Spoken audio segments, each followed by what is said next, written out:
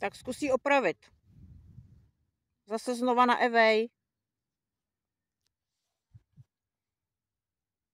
Tak protočí tak, aby se na Evej dostala na hlavy. Tak. Tak. A stáhni si je k sobě. Tak.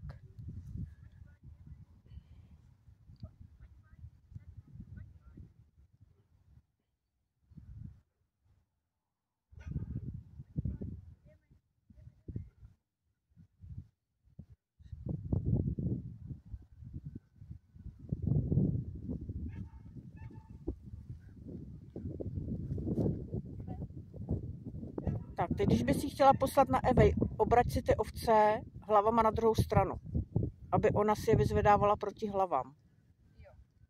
Jo, pak to uvidíš na tom videu, vlastně jak jste před chvílí vlastně jí vysílala na Evej a oni stáli hlavama sem, tak ona chtěla jít instinktivně na hlavy, ale jako dobrý, no, taky potřebuje se naučit, aby chodila i proti instinktu, ale zkusí to ulehčit trošku. Jo, takže teď to ní pošlu na kambaj. Můžeš. Aby šla proti.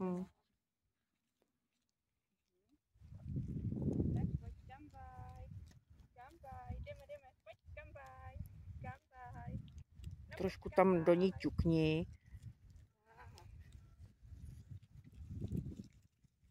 Naša, ano. Pojď, pojď.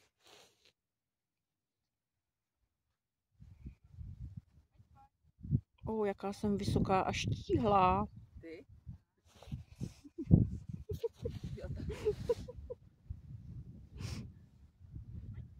Přes noc. Jo.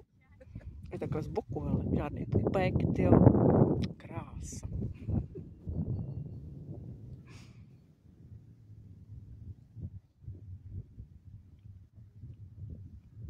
Vinilka už má zavařenou hlavičku, nepčuchá ke kytičkám. Jo.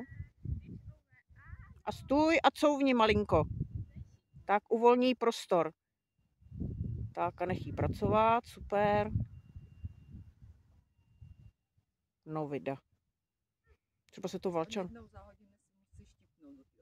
Jo, to nevadí. Musí nějak vybít tu frustraci.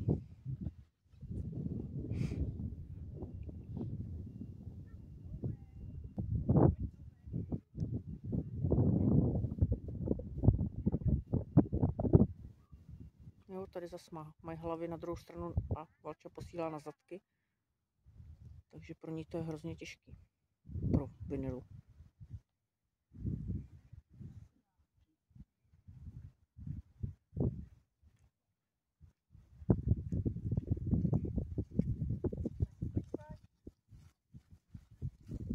Ty jsi ale soustředěné štěně, ano.